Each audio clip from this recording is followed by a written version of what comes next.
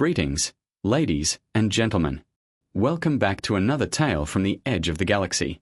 Tonight's story begins in a forest no child was ever supposed to enter, a forest where ancient machines slept beneath the earth, and where one lonely little girl found a friend. The elders always warned us to stay away from the forest, not because of wild animals, not because children might get lost, but because that was where the old ones had died, and where their machines still waited. When I was little, those stories terrified me. At least, they were supposed to. But fear never stopped my curiosity for very long. While the other children avoided the tree line, I used to sit near the edge of the woods and stare into the shadows between the trunks. The forest almost felt alive. The tall trees swayed softly in the wind, their dark green needles whispering secrets to each other high above my head. Sometimes, when the sunlight broke through the branches just right, the entire forest floor glowed gold like hidden treasure. I used to imagine ancient cities buried under those hills, metal giants sleeping beneath the roots, machines taller than mountains waiting for someone to wake them. The elders said the old ones once commanded weapons powerful enough to split the sky itself, machines that could level entire kingdoms with fire and thunder. I thought they sounded wonderful. And dangerous. Mostly wonderful. The winter I first entered the forest was the hardest our village had ever seen. A sickness had spread through the crops during harvest season. Squash rotted from the inside. Grain turned black before it could be stored. Even the berry bushes shriveled early. Every family was hungry. Mine included. I still remember waking before sunrise that morning. My stomach hurt so badly it felt like something was clawing at my insides. I searched the house quietly, hoping maybe my parents had hidden away something small to eat. There was nothing. Not even dried roots. My mother pretended not to notice me looking. That hurt worse. So while they slept, I grabbed my water skin from beside the stove, climbed over the back fence, and ran toward the forest before anyone could stop me. At first I felt brave. Like some great explorer from the old stories. Cold air burned in my lungs as I sprinted through the frosted grass. My feet pounded against the earth while the dark wall of trees grew closer and closer. Then I crossed the tree line. Everything changed after that. The forest swallowed sound. The wind disappeared. Even the sunlight seemed weaker beneath those ancient branches. The deeper I walked, the darker the woods became. Massive roots twisted across the ground like giant serpents. Strange stone shapes jutted from the earth, covered in moss older than anyone in my village. Every snapping branch made me jump. Every shifting shadow looked alive. The elder stories suddenly felt much less exciting. But I kept going. Because if the old ones really had left something behind, maybe it could save us. Maybe that was worth being scared for. Hours passed before I realized I was hopelessly lost. By then, panic had already started crawling into my chest. I turned in circles, trying to recognize something, anything. But every direction looked exactly the same. Tall trees.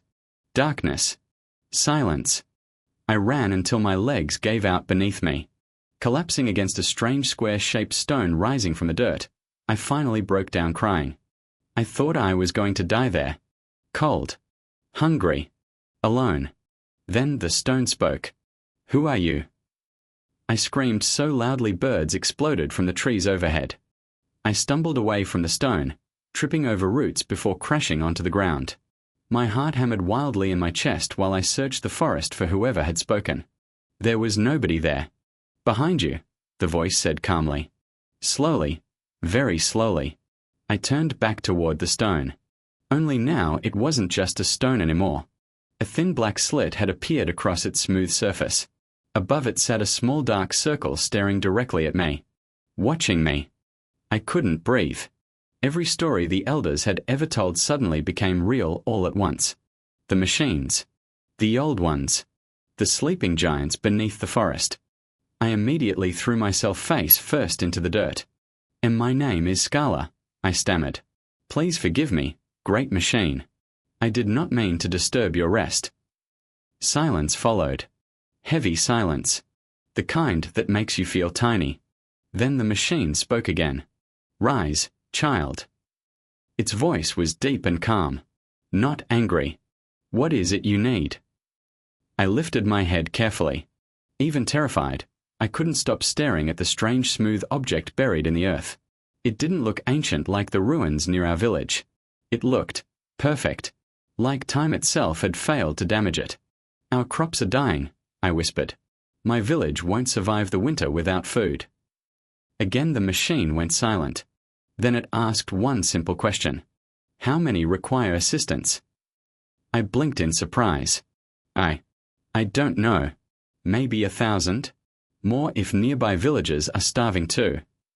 For a moment, nothing happened. Then suddenly the ground beneath me trembled. I yelped and jumped backward as a massive circular platform slowly rose from beneath the soil with a loud metallic hiss. 2 enormous green containers rested on top. The machine spoke again. Emergency ration canisters. Follow printed preparation instructions carefully. Do not expose contents to direct flame. I stared in complete disbelief. Food. Real food. I rushed forward and grabbed one of the containers before the machine could somehow change its mind. To my surprise, it was incredibly light despite its size. Tears burned in my eyes. You're helping us. Yes. That single word nearly shattered me. Because until that moment, I hadn't realized how badly I wanted someone to save us. Then another horrible thought hit me. I was lost. Completely lost. The machine seemed to notice my panic immediately. You cannot find your way home. It wasn't a question. I lowered my head in shame. No. A soft humming sound filled the air.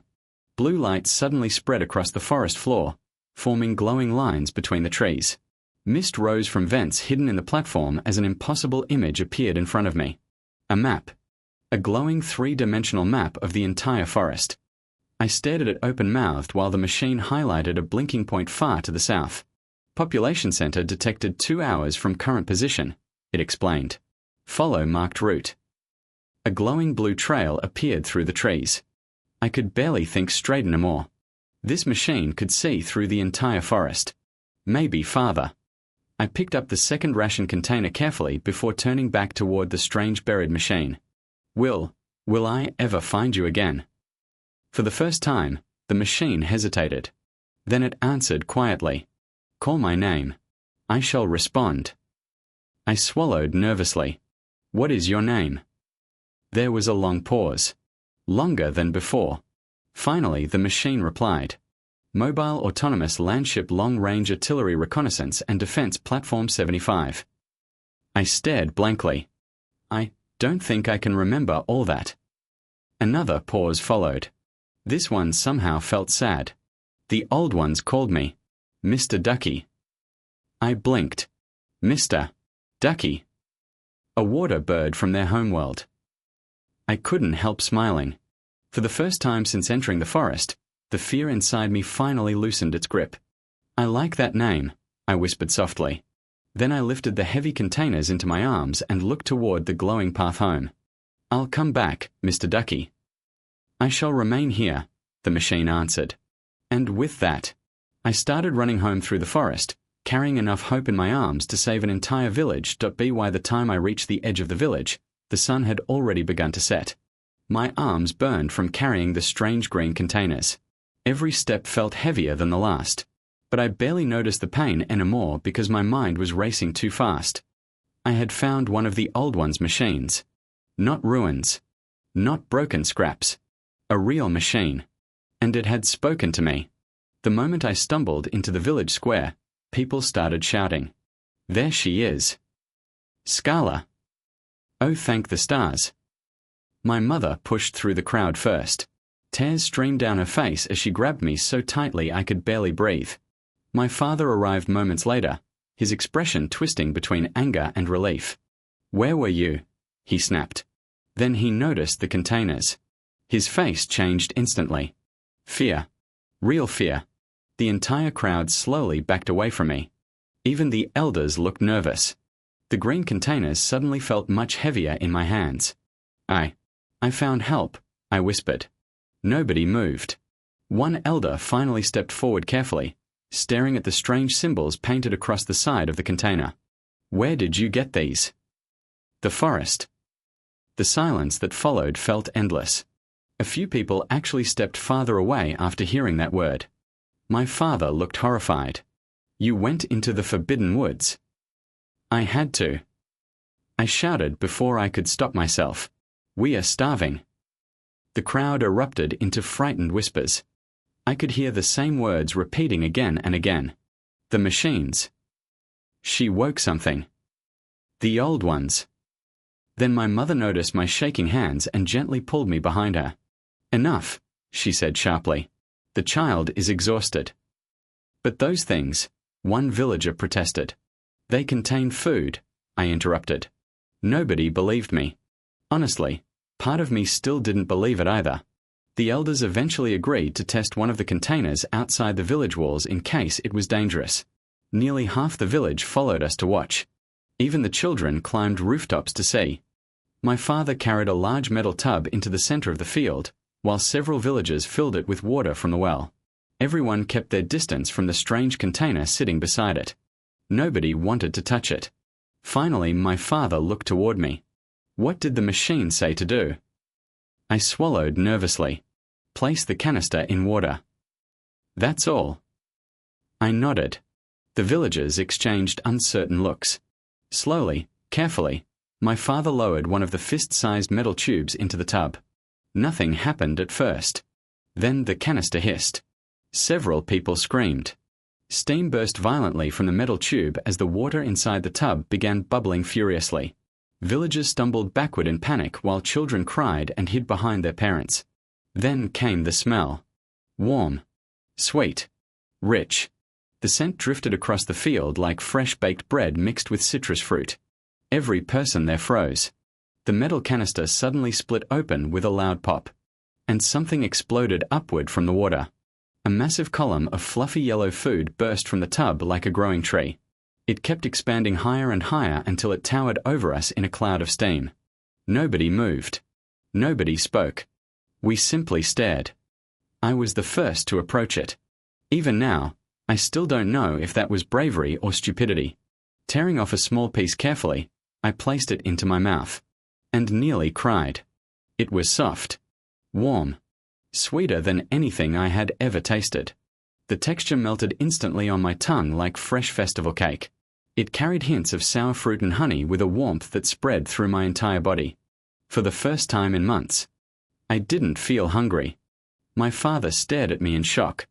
"Well?" he asked quietly. I grabbed another handful immediately. That was all the answer he needed. The village exploded into chaos. People rushed forward all at once, tearing pieces from the enormous yellow mass while laughing and crying at the same time. Some fell to their knees thanking the stars. Others simply stood frozen while eating silently, unable to believe any of this was real. My mother hugged me so tightly I thought my ribs might crack. The elders spent nearly an hour studying the opened canister itself. Strange markings covered the metal surface in neat black lines. The language of the old ones, one elder whispered in awe. That night became the greatest feast our village had seen in generations. The remaining canisters produced all kinds of impossible foods. Warm vegetables covered in thick sauces. Strange meats unlike anything hunted in our forests. Soft white mash that melted in your mouth with salt and cream. Sweet fruit preserves. Even desserts. Actual desserts. Children ran through the village laughing with full stomachs while adults sat around fires telling stories late into the night. And every few minutes, someone would ask me to tell the story again. The story about the machine in the forest. The story about Mr. Ducky. I must have repeated it 20 times before midnight. Each time the villagers listened more carefully. Each time their fear faded a little more. And each time I spoke his name, I found myself smiling. Winter should have killed us. Instead, we survived comfortably. The old one's food lasted far longer than anyone expected. The metal containers themselves became valuable tools once emptied. Hunters sharpened them into spearheads stronger than stone. Farmers used pieces for tools and knives. For the first time in years, our village stopped worrying about starvation. But spring brought new problems. The crop sickness returned. At first it seemed small. A few squash rotted early. Some grain stalks blackened near the roots. Then entire fields began dying. Again. The elders gathered immediately. And once more, All eyes turned toward me. "You must ask the machine for help," Elder Varon said quietly. I looked toward the dark forest beyond the village walls. Part of me was afraid Mr. Ducky might not answer this time. But another part of me, the larger part, already missed him. So the next morning, carrying samples of the infected crops in a woven basket, I returned to the forest. The moment I reached the tree line, blue lights appeared between the roots, guiding me home. I smiled immediately. "Hello, Mr. Ducky." The forest answered with his calm mechanical voice. "Welcome back, Scala." Somehow, hearing him say my name made the forest feel far less frightening. I followed the glowing trail deeper into the woods until I reached the clearing once more. The strange smooth structure rested exactly where I remembered beneath the canopy I had imagined building someday. The moment I placed the diseased crops on the ground, part of the earth opened beneath them with a metallic hiss. The basket disappeared underground. Several seconds passed. Soft rumbling echoed beneath my feet. Then Mr. Ducky spoke again. "Biological contamination identified. Common agricultural blight." Relief flooded through me immediately. "You know how to stop it?" "Yes." I nearly laughed from happiness. The infected crops must be burned while still planted. Mix resulting ash into the soil. Cover fields with dead plant matter before reseeding. I blinked. "That's it. That is sufficient." I bowed my head gratefully. "You saved us again." There was a brief pause before he answered. "Prosper." Such a simple word. But the way he said it felt important somehow. Like it carried far more meaning than I understood at the time. When I returned home with his instructions, the entire village worked together without complaint. Fields were burned black beneath the spring sky while smoke drifted over the valley for days. Even the children helped spread mulch across the ruined soil. Then we planted again. And waited. That summer changed everything. The crops grew larger than anyone had ever seen before. Squash so massive they split under their own weight. Berry bushes overflowing with fruit sweeter than honey. Grain fields so thick and golden that nearby villagers traveled for days just to help with the harvest. For the first time in my life, our village wasn't merely surviving. We were thriving. People praised me constantly after that. The brave girl who found the machine. The child blessed by the old ones. But deep down, I knew the truth. I hadn't saved anyone. Mr. Ducky had. And the more time passed, the more I began thinking about him sitting alone in that dark forest. Waiting. Always waiting, the words hit me like ice water. An enemy you were never meant to encounter. I stared at Mr. Ducky in silence while the ground beneath the clearing continued to vibrate softly. Somewhere deep below us, enormous machines were waking up. I could feel it. Even the forest sounded different now. Birds had stopped singing. The wind itself seemed to hold its breath. "What do we do?" I whispered. For the first time since I had met him, Mr. Ducky answered immediately. "Your people will remain inside their homes tonight." His voice had changed completely. The warmth was gone. What remained sounded ancient. Military. Dangerous. "You must not look outside," he continued. "No matter what you hear." Fear tightened in my chest. But what's coming? A low mechanical hum rolled through the earth beneath my feet. Then, crack. A deafening sound exploded somewhere far beneath the forest like a mountain splitting apart. I stumbled backward with a scream. Trees shook violently all around the clearing as birds burst into the sky. Mr. Ducky kept speaking calmly through the chaos. "If the enemy wishes to advance, they will proceed through the forest." "That doesn't make sense," I argued weakly. "The southern road is faster." "They will proceed through the forest." Something about the way he said it made me stop talking immediately. Not because he sounded angry. Because he sounded absolutely certain. A small compartment suddenly opened in the side of the smooth metal structure. Inside rested several pink-colored tablets stacked neatly together. "Distribute one tablet to each villager before sleep," Mr. Ducky instructed. "They will prevent panic during nearby weapons discharge." I blinked. Weapons? Discharge? No answer came. Instead, the ground trembled again. Far louder this time. A horrible metallic groaning echoed somewhere beneath the earth, like gigantic doors slowly opening after centuries. I stared at Mr. Ducky with widening eyes. All those old stories suddenly returned to me at once. The weapons of the old ones. The machines that shattered armies. The giants sleeping beneath the forest. And for the first time, I realized Mr. Ducky was not simply one lonely machine buried underground. He was something much worse. Or perhaps something much greater. I took the tablets carefully. "You'll protect us?" I asked quietly. His answer came instantly. "Always." I ran home faster than I ever had before. By the time I reached the village, panic had fully taken over. People shouted over one another in the streets while others boarded windows and gathered tools that would never help against whatever had burned Harrod alive. The moment they saw me returning from the forest, the crowd rushed forward. Well, what did the machine say? Can it help us? I raised the tablets nervously. Mr. Ducky said everyone must stay indoors tonight. Confused murmurs spread through the crowd. That's all. He also said, I hesitated, not to look outside no matter what happens. That frightened them more than anything else. The elders immediately organized the village. Families gathered inside homes while lamps were extinguished one by one across the settlement. Before long, darkness covered everything. It should have felt peaceful. Instead, it felt like the entire village was hiding from a storm. My mother sat beside me near the fireplace, clutching my hand tightly while my father checked the wooden door for the 10th time.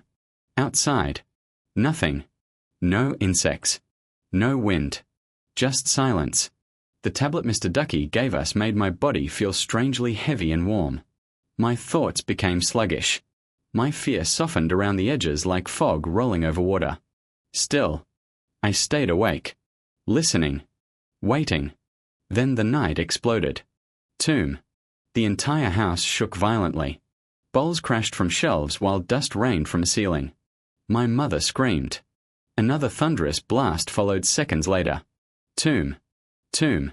The sound was unlike anything I had ever heard before. Not thunder. Not earthquakes. These were impacts. Gigantic impacts. The world outside roared continuously now. Deep mechanical booms rolled across the valley while strange crackling noises snapped through the air like the sky itself was tearing apart. Blue light flashed through the cracks around our shutters. Then purple. Then white. Each flash brighter than the last. My father grabbed me the instant I moved toward the window. No. But. No. I had never heard fear in his voice before that moment. So I stayed, curled beside my family while the gods themselves seemed to wage war outside our walls. At some point exhaustion finally dragged me into darkness. I don't remember falling asleep. Only waking. Silence greeted us. Complete silence. For several seconds nobody moved.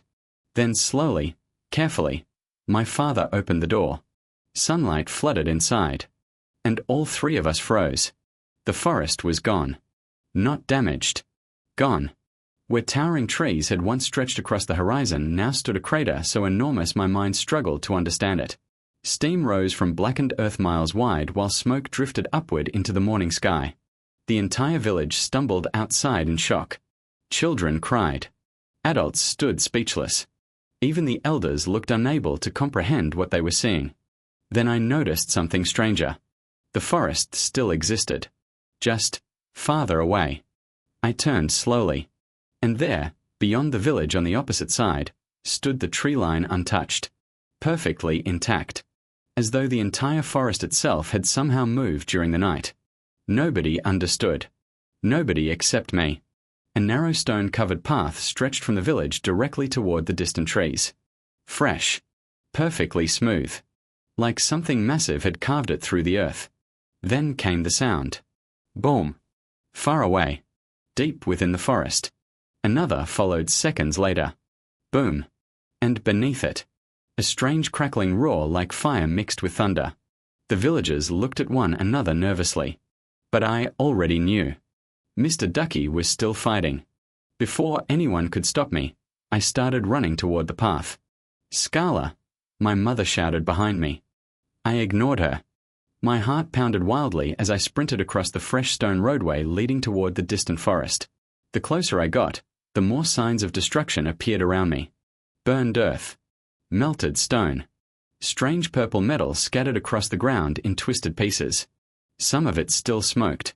Whatever had happened here during the night, it had not been a battle. It had been annihilation. Finally, I reached the tree line. The moment I stepped beneath the branches, soft blue lights appeared beside the path once more, guiding me forward, comforting me. I nearly cried from relief. "Mr. Ducky." I called shakily.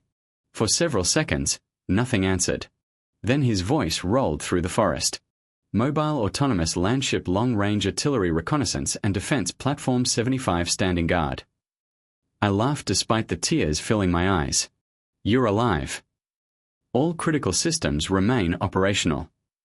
The moment I heard those words, my knees nearly gave out beneath me, because only then did I realize how terrified I had been of losing him. I continued deeper through the forest until I finally reached the clearing, and stopped dead. Mr. Ducky was no stone. The smooth rock I had spoken to all these years was merely the top of something far larger. Far, far larger. An enormous metal structure towered above the shattered clearing like a mountain made of steel. Massive cannons stretched toward the sky while glowing blue lines pulsed across armored walls thicker than houses. Trees bent around gigantic mechanical legs buried deep into the earth. Smoke drifted from enormous vents along his sides. The ground trembled softly beneath his weight. I could only stare upward in complete disbelief. This was Mr. Ducky. Not a machine. A warship. A sleeping god buried beneath the forest. One massive glowing eye slowly turned toward me. And somehow, despite the terrifying size, despite the weapons capable of erasing mountains, his voice still sounded gentle when he spoke to me. "Good morning, Scala." "Good morning, Scala." I stared up at the massive machine in complete silence. All those years, all those conversations beneath the canopy, all those stories about the old ones, and somehow I had never understood what Mr. Ducky truly was. The giant war machine towered over the clearing like a metal mountain. Smoke curled from enormous vents along his sides while blue energy pulsed beneath armored plating thicker than castle walls. One of his cannons alone was larger than my family's home. The trees around him looked tiny, insignificant. And yet, I still wasn't afraid of him. I should have been.